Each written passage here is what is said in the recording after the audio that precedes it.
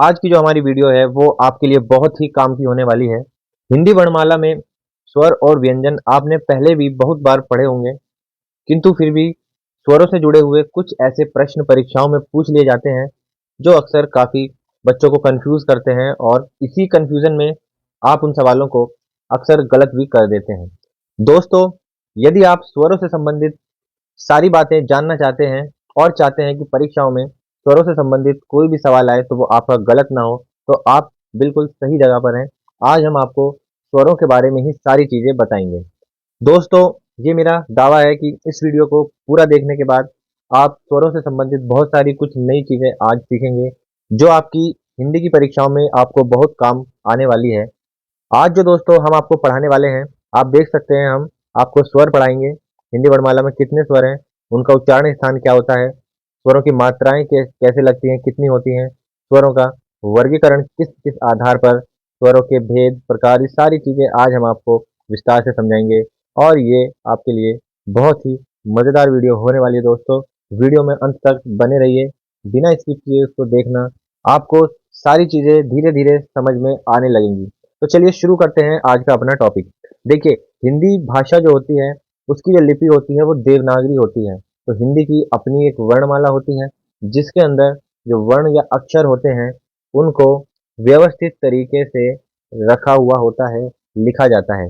जितने भी हमारी हिंदी वर्णमाला में वर्ण होते हैं, अक्षर होते हैं, उनका अपना एक निर्धारित स्थान होता है और वो उसी स्थान पर लिखे जाते हैं।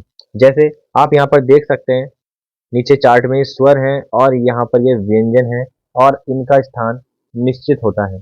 जैसे आपने इंग्लिश भाषा पढ़ी होगी तो आप हमेशा पढ़ते हैं A B C D E F और ये जेड तक आप पढ़ते हैं। लेकिन आपने कहीं ऐसे नहीं पढ़ा होगा कि K L H T N O इस तरह से नहीं लिखी जाती है। वर्णमाला जो लिखी जाती है वो वर्णों को व्यवस्थित तरीके से रखकर ही लिखी जाती है। हिंदी वर्णमाला में पहले स्वर तथा बाद में व्यंजन वर्ण आते हैं। हिंदी में कुल वर्णों की संख्या 53 है। अभी दोस्तों जो हिंदी की जो कुल वर्णों की संख्या है वो 53 हो चुकी है। इससे पहले 52 थी। अभी एक नया वर्ण यहाँ पर जुड़ा है जिसे आप नीचे देख सकते हैं, विशिष्ट व्यंजन के नाम से। ये एक नया वर्ण यहाँ पर जुड़ गया है, आपको यहाँ दिखाई दे रहा होगा। तो इस वर्ण के ऊपर मैंने एक अलग से पूरी वीडियो बनाई है। अगर आप इस नए वर्ण के बारे में, इसके उच्चारण के बारे में और इसको क्यों जोड़ा गया ये सब जानना चाहते हैं तो उसके लिए डिस्क्रिप्शन में जाकर आप उस वीडियो को देख सकते हैं। हिंदी वर्णमाला के अंदर स्वरों की संख्या 11 होती है, ये आप देख सकते हैं। ये हमारे 11 स्वर हैं। इसके अलावा अंग और आह जो होते हैं इनको हम अयोगवाह कहते हैं। इनको हम स्वर नहीं कहते हैं। ना ही ये स्वर होते हैं, ना ही ये व्यंजन होते हैं। तो मूल रूप से जो स्वर हो गए वो हमारे 11 ही होते हैं। चलिए आगे बढ़ते हैं। स्वर होते क्या हैं, स्वर की परिभाषा क्या होती है, ये जान लेते हैं। जिन वर्णों के उच्चारण में किसी अन्य वर्ण की सहायता न लेनी पड़े उसे स्वर कहते हैं। इन्हें स्वतंत्र ध्वनियां भी कहते हैं। स्वर वे ध्वनियां होती हैं जिनको बोलने में किसी और ध्वनि का सहारा नहीं लेना पड़ता। इनको हम स्वतंत्र ध्वनियां भी कहते हैं। स्वरों के उच्चारण में श्वास वायु मुख के किसी भी भाग से टकराए बिना सीधी बाहर निकलती है। हिंदी वर्णमाला में स्वरों की कुल संख्या 11 है और ये आप नीचे देख सकते हैं। ये हैं हमारे 11 स्वर। दोस्तों, अब हम बात करेंगे इनके उच्चारण स्थान के बारे में।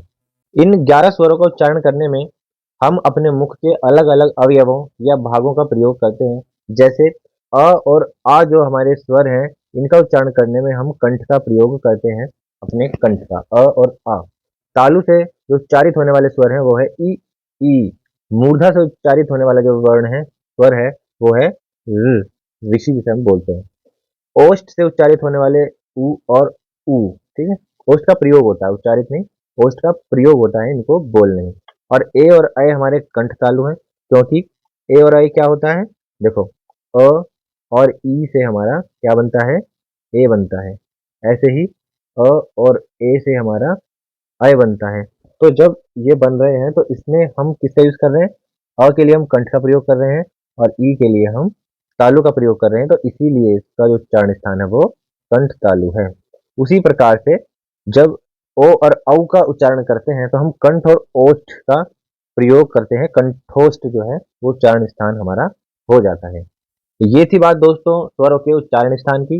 अब हम बात करते हैं दोस्तों इनकी मात्रा की। स्वरों का प्रयोग दो प्रकार से किया जाता है, स्वतंत्र रूप से और मात्रा रूप में। व्यंजनों के साथ जब हम स्वरों का प्रयोग करते हैं तो हम उनके लिए कुछ चिन्ह प्रयोग करते हैं। तो स्वर के जो चिन्ह होते हैं इन्हीं को हम मात्रा कहते हैं।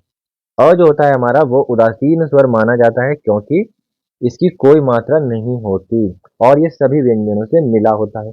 लेकिन जब हमें कभी व्यंजन और रहित लिखना होता है तो हम क्या करते हैं, उसके नीचे हल चिन्ह लगा देते हैं, हलंत रेखा। जैसे अगर मैं ये क लिखता हूँ तो यहाँ पर इसका अर्थ है ये अ के इसके साथ में लगा हुआ है। अगर मैं इसको स्वर रहित अरहित दिखाना चाहता हूँ तो मैं इसके नीचे ऐसे हल चिन्ह लगा दूंगा। स्वरों की संख्या जो हमारी होती है वो कुल 11 होती है। ये आप पहले भी देख चुके हैं। टोटल हमारे जो स्वर होते हैं वो 11 होते हैं और इनकी मात्राएं ये रही। तो यहाँ पर जो मात्राओं की संख्या निकल कर आई वो कुल कितनी होती है, वो कुल मात्राएं होती हैं 10। क्योंकि यहाँ पर जो अ स्वर है वो कोई भी मात्रा उसकी नहीं होती, तो कुल मात्रा हमारी 10 होती है। याद रखिएगा हमारे जो कुल स्वर होते हैं वो 11 होते हैं। दोस्तों अब हम बात करते हैं स्वरों का वर्गीकरण, स्वरों के प्रकार या स्वरों के भेद किन किन आधारों पर किए गए हैं। तो ये है दोस्तों स्वरों का वर्गीकरण और ये सबसे इंपॉर्टेंट है। यहाँ से बहुत प्रश्न आपके परीक्षाओं में आएंगे। आप देख सकते हैं ये 4 प्रकार से स्वरों का वर्गीकरण किया गया है। आइए चलिए एक एक को हम देख लेते हैं। स्वरों का वर्गीकरण करने से पहले स्वरों के बारे में एक बात जाननी आपके लिए बेहद जरूरी है दोस्तों। मूल स्वर और संयुक्त स्वर क्या होते हैं। मूल स्वरों की संख्या 4 होती है, आप यहाँ पर देख सकते हैं क्योंकि ये मूल रूप से होते हैं। इनकी जो उत्पत्ति के आधार पर इनको मूल स्वर माना गया है और फिर इन्हीं मूल स्वरों से मिलाकर हम दूसरे स्वर बनाते हैं जिन्हें हम संयुक्त स्वर कहते हैं। दो स्वरों के योग से हम संयुक्त स्वरों को बनाते हैं। जैसे हमने आ बनाया, बड़ा आ, बड़ी ई और बड़ा ऊ, तो हमने यहाँ पर 2 बार आ को जोड़ दिया आपस में, दोनों स्वरों को मूल स्वरों को मिला दिया, यहाँ पर आ बन गया। ऐसे ही हमने ई को मिला दिया तो बड़ी ई बन गया और ऐसे ही ऊ से बड़ा ऊ बन गया। तो यहाँ पर आप देख सकते हैं यहाँ पर एक जैसे दोनों स्वरों को जोड़कर एक नया स्वर बना लिया गया है। तो यहाँ पर जो ये एक जैसे दोनों स्वर जुड़े हैं तो इसीलिए इन तीनों स्वरों को हम क्या कहेंगे, संयुक्त स्वर में भी इनको हम सजातीय स्वर कहेंगे। तो सजातीय और ये जो चारों हैं ये हो गए विजातीय। तो अब यहाँ पर आप देखिए ए कैसे बनता है, मैंने अभी आपको पीछे बताया था अ और ई से मिलाकर, क्योंकि यहाँ पर हम दो अलग अलग स्वरों को मिलाकर नया स्वर बना रहे हैं, इसीलिए हम इसको कहते हैं विजातीय संयुक्त स्वर। तो चलिए अब हम आगे बढ़ते हैं अपने स्वरों के वर्गीकरण पर। सबसे पहला यहाँ पर दोस्तों उच्चारण में लगने वाले समय के आधार पर 3 प्रकार के होते हैं। सबसे पहला है ह्रस्व स्वर, दीर्घ स्वर और प्लुत स्वर। हर्ष स्वर होता है उच्चारण में जब हम किसी अन्य स्वर की सहायता नहीं लेते तो उसको हम हर्ष स्वर कहते हैं। जो अभी हमने पीछे पढ़ाए थे इनको हम मूल स्वर भी कहते हैं। इसके बाद है दोस्तों दीर्घ स्वर। दीर्घ स्वर या हम इसको गुरु स्वर भी बोलते हैं या फिर इसको हम संयुक्त स्वर भी कहते हैं। तो उच्चारण में हर्ष स्वर से दुगना समय इन स्वरों को उच्चारण करने में लगता है, इनको दीर्घ कहते हैं। इसके बाद है प्लुत स्वर। इनको इनका उच्चारण करने में ह्रस्व स्वर से तिगुना समय लगता है। इसको जो हम प्रदर्शित करते हैं इसके लिए हम ये 3 का जो अंक है इसको हम प्रयोग करते हैं।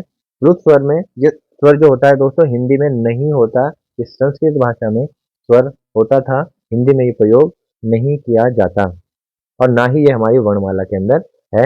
बस ये आपके लिए बताया जा रहा है क्योंकि परीक्षा में इसका प्रश्न पूछ लिया जाता है कई बार। तो यहाँ पर जैसे हम लिखते हैं ओम, तो यहाँ पर हम बहुत ज्यादा यहाँ पर ऊ को खींच रहे हैं, तो इसीलिए ये इसमें समय ज्यादा लग रहा है, यही होता है प्लुत स्वर। दूसरा यहाँ पर ओष्ठों की बनावट के आधार पर, तो हमारे जो होठ हैं वो 2 तरह से उनकी बनावट बन जाती है, वृत्ताकार हो जाते हैं और अवृत्ताकार हो जाते हैं, यानी गोल हो जाते हैं या फिर गोल नहीं होते हैं। तो इन जो स्वरों का उच्चारण करने में हमारा जो मुख है, हमारे होंठ है वो गोल हो जाते हैं, तो इनको वृत्ताकार बोलते हैं। और इनका उच्चारण करने में गोल नहीं होते तो इनको अवृत्ताकार स्वर कहते हैं। आप यहाँ पर देख रहे होंगे ये अ जो ध्वनि है इसको हम आगत स्वर बोलते हैं। ये आगत स्वर है, ये अंग्रेजी के प्रभाव के कारण ही हिंदी में प्रयोग होता है, लेकिन ये हमारे जो 11 स्वर हैं उसमें शामिल नहीं है। तीसरा यहाँ पर जिह्वा के प्रयत्न के आधार पर, यानी जो हमारी जिह्वा है उसका कौन सा भाग काम कर रहा है, अगला, पिछला या फिर बीच का, तो उसके हिसाब से हमने 3 यहाँ पर कैटेगरी कर ली है, अग्र स्वर, मध्य स्वर और पश्च स्वर। मध्य स्वर जो होता है वो होता है अ, छोटा आ, यानी जीभ का हमारा मध्य भाग जो है वो प्रयोग हो रहा है इसका उच्चारण करने में। अग्र स्वर जो होता है उसमें हमारी जो ये चारों जो है इसमें हमारी जीवा का अग्र भाग प्रयोग हो रहा है, और पश्च मतलब पीछे। तो जीवा का जो पिछला भाग प्रयोग हो रहा है वो इन स्वरों का उच्चारण करने में हो रहा है। इस आधार पर इनको वर्गीकृत किया गया है। चौथा है यहाँ पर मुख आकृति के आधार पर, यानी कि इन जो सारे स्वर हैं हमारे इनका उच्चारण करने में हमारी मुख की आकृति कैसी हो जाती है हमारी मुंह की, उसके आधार पर चार वर्गों में विभाजित किया गया। संवृत, अर्धसंवृत, विवृत और अर्धविवृत। संवृत का अर्थ होता है संकरा हो जाना, यानी कि मुंह का कम खुलना। तो ये जो चार पांच जो वर्ण है इनका उच्चारण करने में हमारा मुख जो है वो काफी कम खुलता है, संकरा हो जाता है। हम कहते हैं ना ये गली संकरी है, मतलब बहुत छोटा है, छोटी है। तो इस आधार पर इनको हम संवृत स्वर कहते हैं। अर्धसंवृत मतलब संवृत से थोड़ा ज्यादा मुंह इसमें खुलता है, यानी कम संकरा। तो जब थोड़ा ज्यादा मुंह खुले संवृत स्वर से, जिन्हें उच्चारण करने में उनको अर्धसंवृत स्वर कहते हैं। विवृत स्वर में हमारा बस एक ही आता है आ, और अर्धविवृत स्वर में हमारे विवृत का अर्थ होता है मुख द्वार का पूरा खुलना। तो जब हम आ का उच्चारण करते हैं हमारा मुख द्वार पूरा खुल जाता है, जितना खुल सकता है। और अर्धविवृत में जो वो है हमारा मुख द्वार वो कम खुलता है विवृत से। तो जैसे अ, ऐ, औ, अ, तो इसमें हमारा मुख द्वार विवृत स्वर से कम खुल रहा है। तो दोस्तों एक प्रश्न और बहुत इंपॉर्टेंट जो यहाँ से आता है वो भी मैं आपको बता देता हूँ। ये वर्गीकरण तो नहीं है वरन एक जानकारी है स्वरों के बारे में। इसको बताने से पहले दोस्तों एक बात आपसे बताना चाहता हूँ, हमने हिंदी व्याकरण के हर टॉपिक पर डिटेल वीडियो बनाई हुई है। तो आप हमारे डिस्क्रिप्शन बॉक्स में जाकर हमारी प्लेलिस्ट देख सकते हैं। और अगर आप हमारे चैनल पर नए हैं तो हमारे चैनल को सब्सक्राइब कर दीजिए और इस वीडियो को लाइक भी कर दीजिए। तो चलिए अब बताते हैं श्वास वायु की मात्रा के आधार पर। देखिए श्वास वायु की मात्रा यानी मुख से जो हमारे वायु निकल रही है किसी भी वर्ण का उच्चारण करने में, तो वो दो उसकी कैटेगरी होती है। एक तो होती है अल्प प्राण और दूसरी होती है महाप्राण। जब आपको व्यंजन पढ़ाएंगे दोस्तों वहां पर समझाएंगे दोनों, लेकिन यहाँ पर आपको ज्यादा ध्यान नहीं देना, महाप्राण को भूल जाओ जब बात स्वरों की हो रही है। क्योंकि जितने भी स्वर हैं हमारे 11 के 11 जो स्वर हैं ये सभी के सभी क्या हैं, अल्प प्राण। तो सभी स्वर अल्प प्राण हैं। इसी तरीके से स्वर तंत्रियों में कंपन के आधार पर, यानी जब हम उच्चारण करेंगे तो हमारा जो कंठ है वो कंपन करेगा, एक वाइब्रेशन होगी उसमें। उस आधार पे भी दो होते हैं, सघोष और अघोष। जब आपको व्यंजन पढ़ाएंगे तो उसमें इसको बताएंगे अलग से। लेकिन आप अभी फिलहाल इतना याद कर लीजिए, जितने भी आपके स्वर हैं 11 के 11 ये सभी क्या होते हैं, सघोष होते हैं, यानी सभी में कंपन होती है। तो दो बात यहाँ से निकल कर आ गई कि सारे जो स्वर होते हैं हमारे 11 के 11 वो अल्प प्राण होते हैं, यानी कम प्राण निकलते हैं, कम वायु निकलती है मुख से। और सारे के सारे सघोष होते हैं। ये संघोष गलत लिखा है यहाँ पर, सघोष होता है। तो सारे के सारे सघोष होते हैं जितने भी स्वर होते हैं। तो दोस्तों ये थी आज की हमारी वीडियो। अगर आपको हमारी वीडियो अच्छी लगी और व्यंजन पर भी आप इसी तरह से डिटेल शॉर्ट वीडियो चाहते हैं तो आप दोस्तों कमेंट बॉक्स में लिख सकते हैं। और अगर इस वीडियो से संबंधित आपको कोई भी चीज़ समझ नहीं आई हो, कोई भी क्वेरी हो, तो वो भी आप कमेंट बॉक्स में लिखकर बता सकते हैं। जल्द मिलेंगे दोस्तों आपसे फिर एक नई वीडियो के साथ। तब तक के लिए जय हिंद।